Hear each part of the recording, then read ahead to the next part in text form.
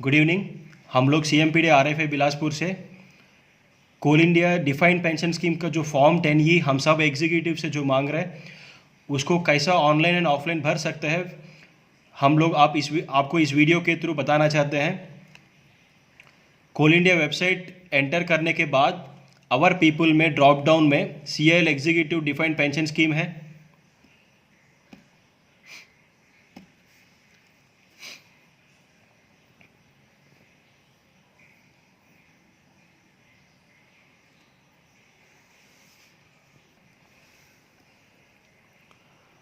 Online भरने के लिए यहाँ पे बोला गया log in and press update income data button at the right bottom corner. Please note, ये साइट में जो भी हमको देना है डेटा जो भी है 8 बजे सुबह से लेके दोपहर में 3 बजे तक ही हम लोग कर सकते हैं। EIS नंबर यहाँ आपको इनपुट करना पड़ेगा, सबमिट करेंगे।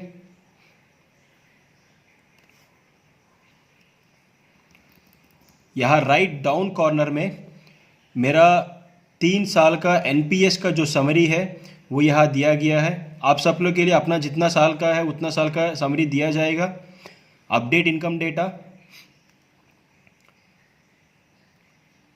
If retired earlier than 2018 please select button below add FY 2018 then data then save. इसका मतलब है ऑन रोल वाले को हमको जहाँ तक लगता है इस साल का इनकम नहीं देना पड़ेगा, क्योंकि सबके लिए वो अपना अपना कंपनी जो है फॉर्म 16 बना देती है। जो रिटायर्ड हो गया उनके लिए उनको ऐड इनकम FY 2018-19 करके ऐड करने से यहाँ आपको आपका EIS नंबर के अगेंस्ट में ये ड्रॉप डाउन आ रहा है। आपको यहाँ आके इनकम का डिटेल्स देना पड़ेगा 2018-19 का। मैं अपना जो फॉर्म 16 या ITR जो आपका फाइनल इनकम टैक्स और टैक्सेबल इनकम है उसका फिगर जो है यहाँ आपको इनपुट करना पड़ेगा।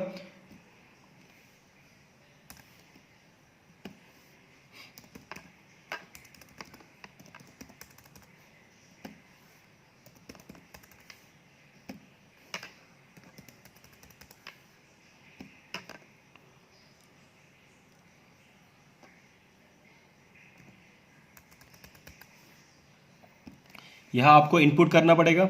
इनपुट करने के बाद आप सेव करेंगे एंड यहाँ आके आपका पान नंबर देना है। जिसने पान नंबर नहीं दिया गया है पान नंबर दे के सबमिट करना पड़ेगा। उसके बाद आपका ऑनलाइन सबमिशन जो है सक्सेसफुली पुटअप हो जाएगा। अब ऑफलाइन कैसा करना है हम लोग देख लेते हैं। सेम कोल इंडिया डिफाइंड पेंशन स्कीम में फिर आएंगे। यहाँ डाउनलोड स्कीम, यहाँ पे फॉर्म 10E का एक्सेल टेम्पलेट दिया गया है, इसको हम लोग डाउनलोड करेंगे।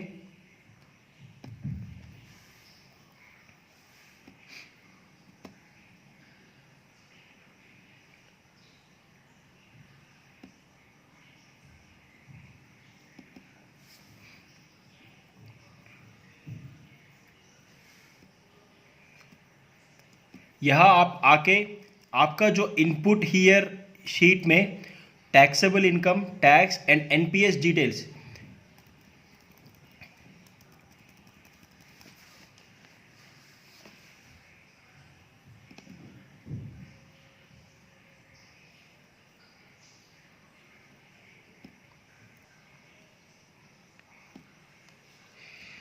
यहाँ आपको आपका ITR फाइनल ITR जो है 2006-7 से लेके 10-11 तक सबको ही मैन्युअली फिल किया होगा डिपार्टमेंट का, तो उसका कॉपी लेके और उसमें टैक्स जितना आप पेमेंट किए हैं आपको पुटअप करना पड़ेगा। ITR से in total income and tax from the ITR।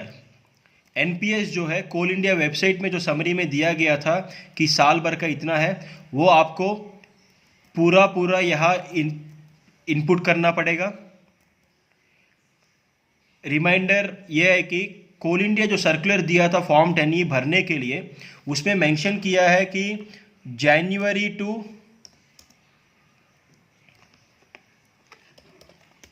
सितंबर 2017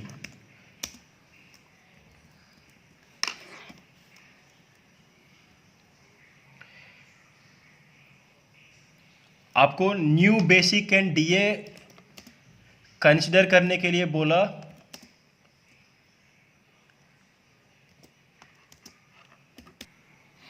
इसका आपको new basic and DA from जनवरी 17 टू सितंबर 17 कोहली ने जो सर्कुलर दिया था उसमें पॉइंट नंबर 2 पढ़ेंगे तो उसमें क्लियरली मेंशन किया है कि दिसंबर 16 तक पुराना बेसिक एंड डीए के हिसाब से और जनवरी 17 से लेकर सितंबर 17 तक नया बेसिक एंड डीए के हिसाब से एनपीएस फिगर्स देने के लिए बोले हैं। वो आप इनपुट करेंगे इनपुट शीट में तो आपका फॉर्म 10E जो है उसका टेबल ये डिफ़ॉल्ट ऑटोमेटिक भर के आ जाएगा और 89(1) का डिटेल्ड कैलकुलेशन जो जिसमें रिलीफ मिलने वाला है वो भी आपको डिफ़ॉल्ट लिंक्स दिया गया है, डिफ़ॉल्ट कैलकुलेशन होके आ जाएगा। यहाँ आप देख सकते हैं आपको कितना रिलीफ मिल रहा है। ये रिलीफ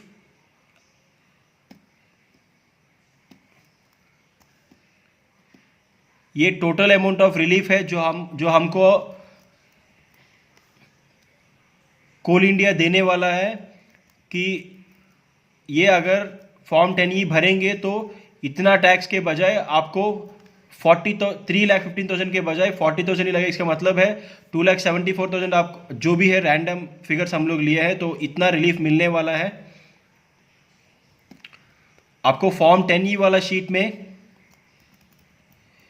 यहाँ आपका नाम डेट वगैरह देना है, यहाँ आपका नाम और पान नंबर भी देना है। यहाँ आपको टोटल एनपीएस फिगर लिखना पड़ेगा। जो फर्स्ट शीट में आप एनपीएस टोटल फिगर दिए हैं 10 साल का तो उसका टोटल करके यहाँ आपको देना पड़ेगा इस सेल में।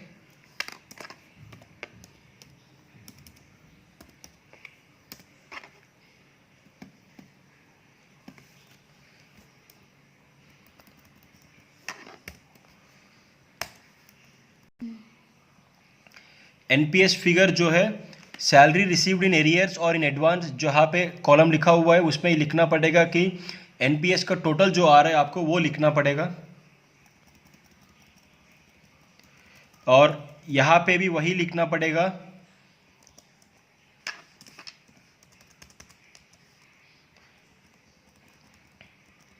और जो आपका रिलीफ है वो आप इससे पीछे वाला शीट में